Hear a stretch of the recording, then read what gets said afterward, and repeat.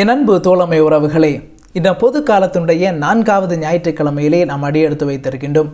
இன்றைய நாள் நற்செய்தியானது மத்தேயு நற்செய்தியில் எடுக்கப்பட்டுள்ளது.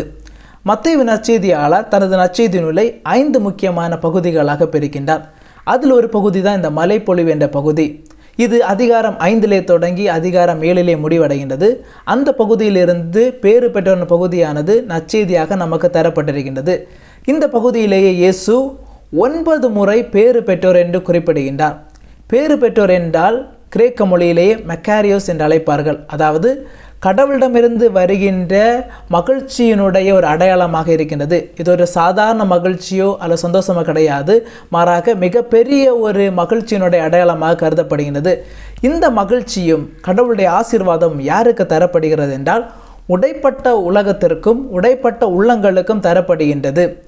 இதில் மிக பார்க்க வேண்டிய ஆச்சரியமான விஷயம் என்னவென்றால், எது மனித குலத்திற்கு துன்பத்தை ஏற்படுத்துகிறதோ அதிலிருந்து தான் கடவுளுடைய அந்த ஆசீர்வாதம் மகிழ்ச்சியான தரப்படுகிறது என்பதை இயேசு இந்த போதையின் மூலமாக கற்றுத்தருகின்றார். 9 முறை இயேசு பேறு பெற்றோர் என்று குறிப்பிடுகின்றார்.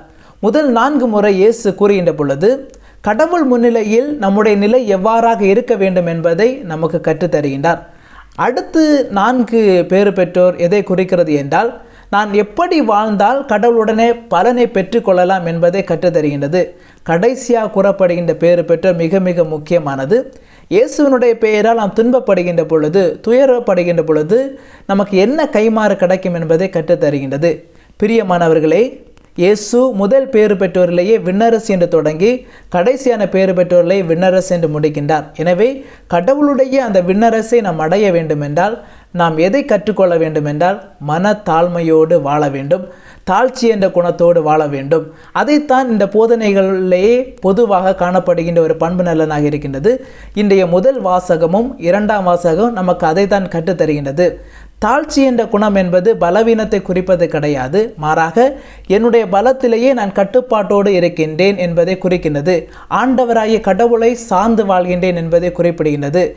விவிலியத்திலேயே யாரெல்லாம் தாழ்ச்சி என்ற குணத்தோடு வாழ்ந்தார்களோ அவர்கள் அனைவருமே கடவுளுடைய மகிழ்ச்சியையும் ஆசீர்வாதத்தையும் பெற்றுக்கொண்டார்கள்.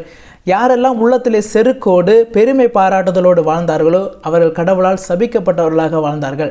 எனவே பிரியமானவர்களே, இயேசு தருகின்ற போதனைகளிலேயே காணப்படுவது என்னவென்றால் தாழ்ச்சி என்ற மனப்பான்மையோடு வாழ வேண்டும்.